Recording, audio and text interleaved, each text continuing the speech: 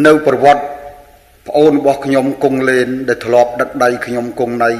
ទៅវ័យជក់ថ្នោតឬដឹកដៃទៅជ្រៀងក្បែរទីកាប់ដីដំបូង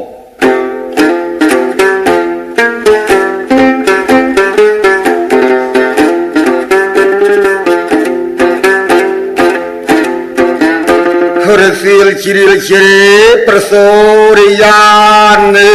លិកាដល់ម៉ោង3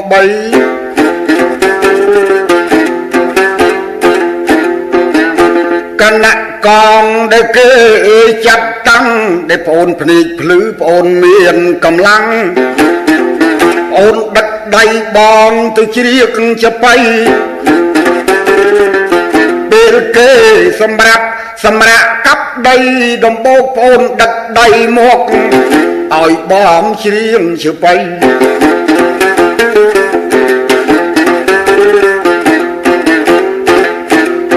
ក្នុងឆ្នាំ77ប្អូនប្រងថ្លៃអាសៀលម៉ោង4ប្អូនក៏ដឹកដៃបងគង់ណៃវិលមកវិញ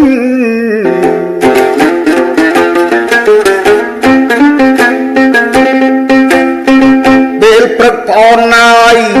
ដឹកបងទៅការដ្ឋានកន្លែងតាវិញខ្សែគួយខ្សែក៏បីព្រោះបងពីការភ្នែកគណៈកងគេចាត់តាំងឲ្យវ័យជក់ថ្នោតឲ្យតាវិញខ្សែគោខ្សែក៏បីដែលប្អូនដឹកដៃរាល់ពេលវេលា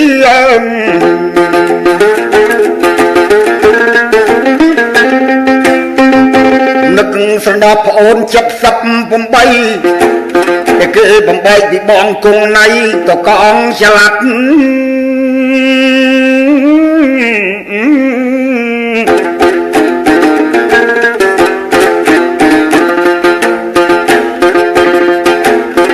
ចាប់តាំងពីប្អូនបែកទៅត្រូវស្ងៀមស្ងាត់អត់ឮសូរឈ្មោះសំឡេងអ្វីមិនដឹងជាប្អូនស្លាប់ឬប្អូននៅបងនឹកប្អូនពៅខ្លោចផ្សារក្រៃ